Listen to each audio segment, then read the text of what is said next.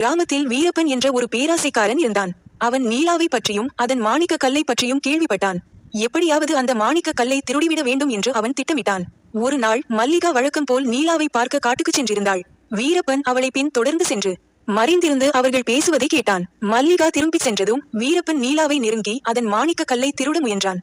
நீலாவுக்கு ஆபத்து என்பதை உணர்ந்த மல்லிகா வேகமாக திரும்பி வந்து வீரப்பனை தடுத்தாள்.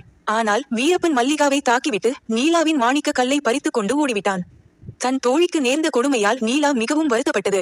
ஆனால் மல்லிகா தைரியத்தை இழக்கவில்லை. அவள் கிராம மக்களிடம் நடந்ததை சொன்னாள்.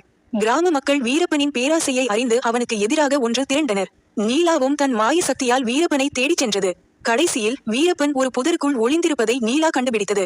கிராம மக்களும் அங்கு வந்து வீரப்பனை சுற்றி வளைத்தனர். திருடிய மாணிக்க கல்லையும் அவனிடமிருந்து மீட்டனர். மல்லிகா அந்த மாணிக்க கல்லை மீண்டும் நீலாவிடம் கொடுத்தாள். நீலாவும் தன் தோழியின் அன்புக்கு நன்றி தெரிவித்தது. அன்று முதல் கிராம மக்கள் நீலாவையும் மல்லிகாவையும் மேலும் மரியாதையுடன் பார்த்தார்கள். பேராசைக்காரன் வீரப்பன் ஊரை விட்டு துரத்தப்பட்டான்.